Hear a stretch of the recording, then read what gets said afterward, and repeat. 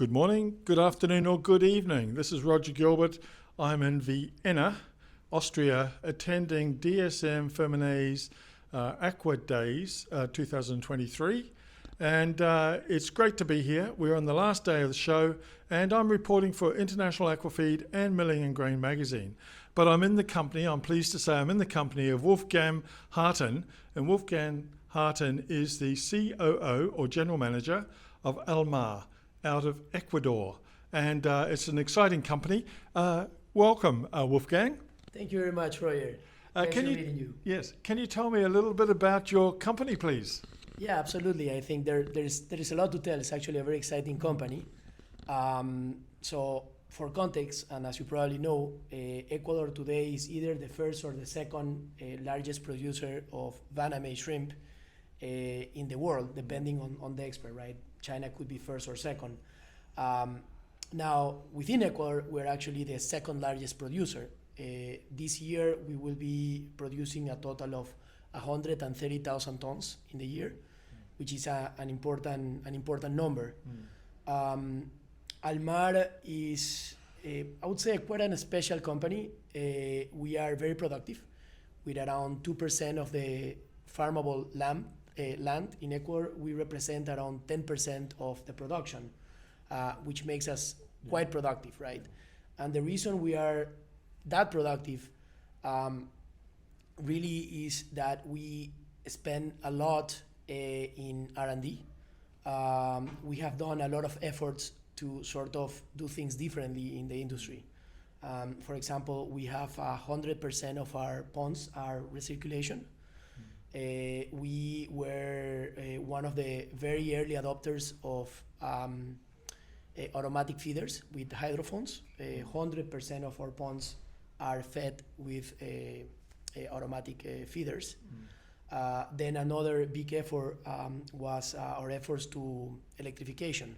Okay. And this is pretty important. First of all, we do not electrify for electrification's sake, right? We do it because it allows you to automate. So for example, using sensors, you can know or see that the oxygen levels are going down, and then the aerators can turn on automatically. But it also has a huge impact in sustainability, because you are effectively substituting fuel oil, diesel, for the aerators with grid-powered or electric aerators. Okay. And what is interesting here is that in Ecuador, the grid is the source of the energy for the national grid is 65% hydro, but when you talk about generation, it's 85% hydro. So not only do you substitute away from diesel towards electricity, but also it's a pretty clean energy. Yeah, yeah. And what is driving sustainability, do you think? There are several things. So I would say I could answer in two stages, right?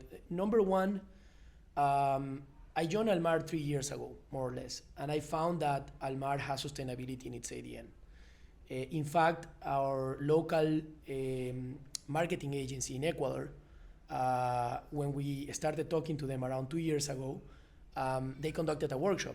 And I was quite new, and one thing that I really liked is that everybody was saying that the why we're here, the why of Almar, is really to leave a better future for the next generation, to make a difference in the country, to make a difference in the world.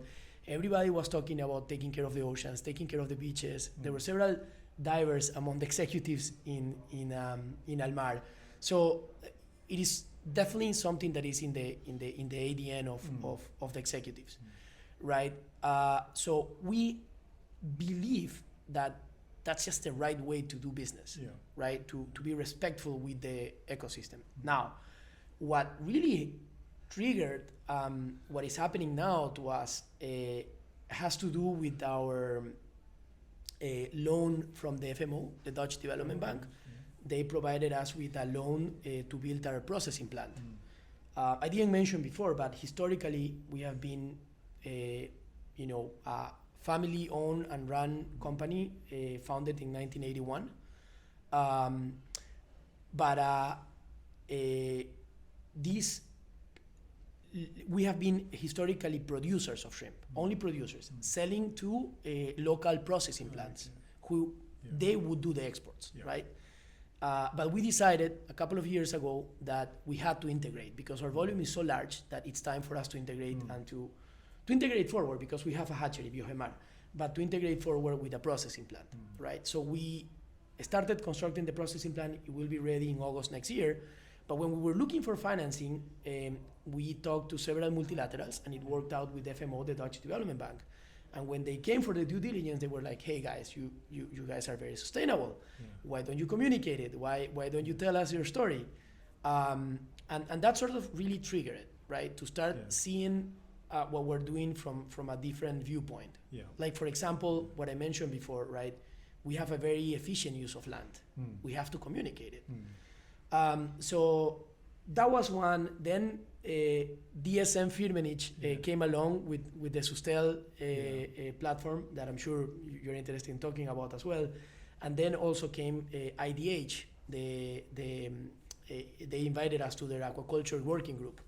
So there are a lot of things happening, and we believe that really the next step, and this is actually resonates what Ivo, president of Animal Health and Nutrition at dsm-firmenich, said yesterday. He said, perhaps you're doing something right, but you have to make the invisible visible, right? If you are not measuring it, then you don't know. And we are very curious to see what our footprint is, a footprint that we believe is really low. And as soon as we have that number, we want to set a strict goal, right, to lower it even further. And it occurs to me, though, that before we get on to talking about Sustell, that finance, from what you've said, could be in the future, as Ivo said yesterday, connected to sustainability. The finance investment might in future be more connected to your sustainability status or your global impact status. Is that what you see happening? Absolutely, absolutely. I think it's very important, and I know that there is quite a movement around the world, ESG investing, etc. I hope that grows further in Ecuador, and for sure, as Almar, we see there is a huge opportunity. And coming back then to Sustell, this is a dsm-firmenich product. Independent of them, it's an independent platform, and it's being used by both farmers, your company, but also by feed manufacturers as well. Can you tell me the benefits it brings to a company like yours? Yeah, so sort of to begin with, we signed a collaborative agreement to, I wouldn't use the word develop because the platform is already developed, but it's more to adjust the platform to shrimp. We are the first shrimp producer to get going with Sustell. Sustell has quite a history in the salmon industry, for example. Now, what we see as an advantage from the tool is that, first of all, it's a tool, right? It's not going to be manual. Second of all, that it will help us organize all our data. And we have great relationships with some feed manufacturers, and we are hoping that working together with them, we can also understand what is the contribution of the footprint of the feed in our operations, right? But then, and most important, is to be able to make scenarios, make decisions. I remember when we were speaking with the Sustell team, with Dave Nickel, for example, we always were saying, this is beyond measurement, this is management, right? You can even play around with the scenarios and say, hey, if I use this feed or if I electrify this sector, this is going to be the impact. And if I don't do it, this is going to be the impact, right? So hopefully, this is a journey. This is not something that you will be done tomorrow. It's quite a journey, but hopefully we will be able to embed that in our operations decisions. Yeah. And do you see Sustell being adopted by other companies in Ecuador? Is it important that they also take on the concept of Sustell? I think so. I mean, generally, and I wouldn't say just Ecuador, right? I think this could be anywhere in the world. I think so. I think we are a very early adopter. We will work together with dsm-firmenich to adjust the platform. I'm sure it's going to work, but I'm sure that once it works, I think other companies will jump in the bandwagon, and I think that's important because, sometimes when you are leading an industry, I think it's also important to lead with example, and this is a good thing. It's a good thing to measure whether we are sustainable or not, or how sustainable we are for that matter. Well, that's what you mentioned. It's not just a measuring tool; it's a management tool. And when it comes to management, it allows the industry to be comparative to each other. That it's not just focused on one company. Exactly. That's absolutely right. For example, I was, as I mentioned before, in the IDH working group. That was last Monday, September 4th, if I'm not mistaken. They had measured the GHG emissions per kilo of protein of several shrimp farms. A few days later, the manager of sustainability of BioMar presented in the Global Shrimp Forum, and she had measured the footprint of shrimp producers in Ecuador, which was, by the way, quite lower than what I had seen before, that included all farmers in the world, right? So it's important to measure it. And then based on that measurement, you can start thinking about KPIs and making decisions, etc. Very exciting. When could we have an update from you next on how Sustell is making an impact? In 1 year, do you think, or do you think there's a time frame at all? This is a very good question, and I was just speaking about this with some of the dsm-firmenich team. We want to start working in the tool as soon as possible. Hopefully, we'll start even next week when dsm-firmenich is over with the Aquadays, which, by the way, has been a great conference.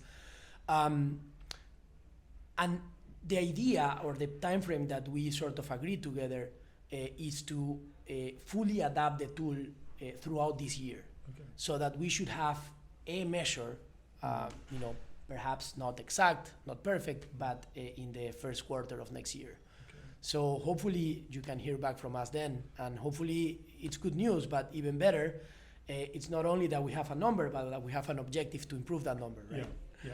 And we would be very happy to talk to you about that with the view of explaining to others how it's going, because I think it's a very important area that we begin to show the supermarkets, consumers, that we are becoming or aware of our sustainability degree and how we are improving it. Absolutely. I think that's very important, and I think these efforts that, as I mentioned, we have been doing just because it's part of who we are, right? It's important that it gets contagious to the entire value chain, because shrimp has historically been sold as a commodity, but hey, it's a very nutritious protein, it is sustainable.